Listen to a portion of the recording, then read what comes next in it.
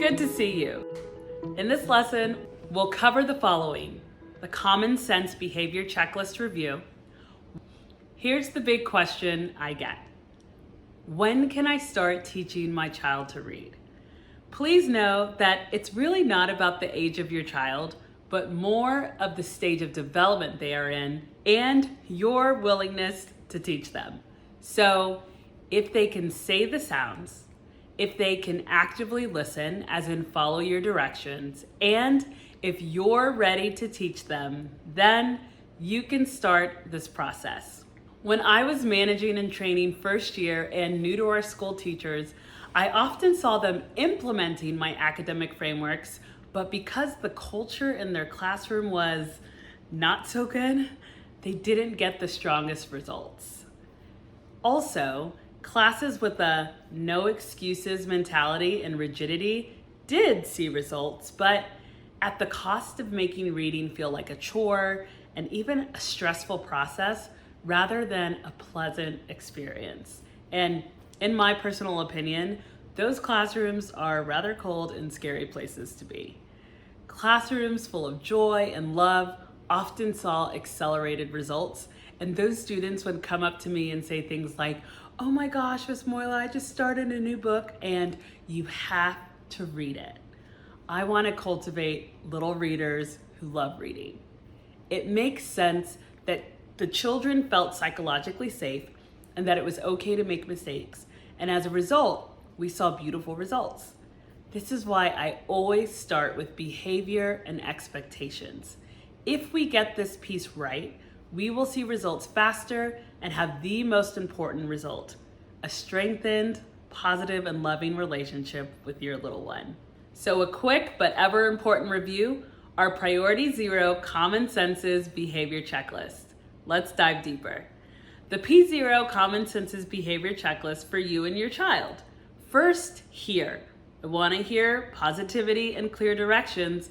Everyone in the room should hear your positivity in words. So I want to constantly hear things like, "Good job, great job, superstar, rocking it, you've got this, get ready for the next one." And in your tone, higher pitched with patience and warmth rather than coldness, okay? Silliness is sometimes okay, but sometimes if you're too silly, it can become a distraction. So you'll have to find the balance. Also want to hear clear directions. My turn, your turn, try again. Next, with sight. You want to see eye to eye with them. Literally get down on their level and see eye to eye, because we're striving for a partnership over a dictatorship in the reading arena, okay? An observer should see fun and smiles, and when you get to the formal lessons, you want to turn your creativity on and make this time different than other times of the day.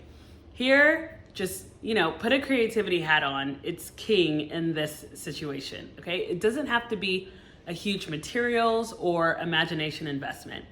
Just incorporate movement, songs, smiles.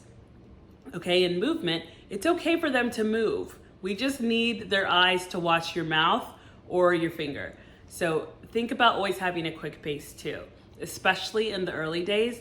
It should look like we're having fun. In your facial expressions, smiles, laughing, exaggerated pronunciations at first, with objects that are going to help you.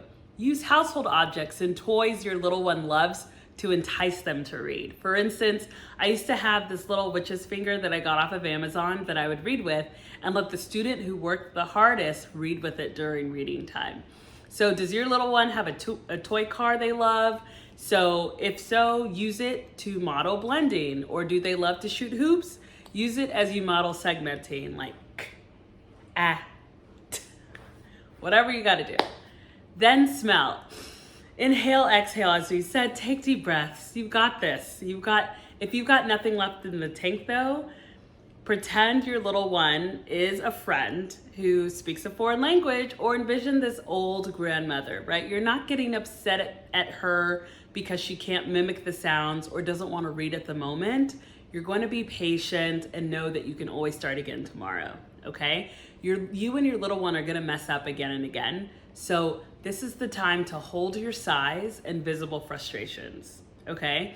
We don't want your little one to just be overwhelmed by this process because of the energy that they're getting from you. So it's really important we maintain our patience and we just start over and try again if we are not having a great day ourselves, okay? So breathe. After that touch, your touch should be friendly and give off feel-good energy and vibes.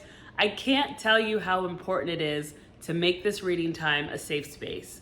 Again, hugs, high fives. Your child can sit in your lap as you're going through the letter sounds. You can snuggle and cuddle. Also, make it family fun. If they have siblings or cousins, tell the older children to join in. We just want to feel warmth and positivity as we're engaging in these lessons. And finally, taste the sweetness of a reward.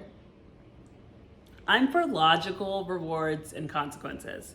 If they do a good job, a high five, a quick dance party, or a cheer works fine. If they get frustrated and make a mess, a logical consequence is to pick up the mess. Not necessarily to be grounded for 8 weeks, but you do you. This is a reading course, not a discipline course.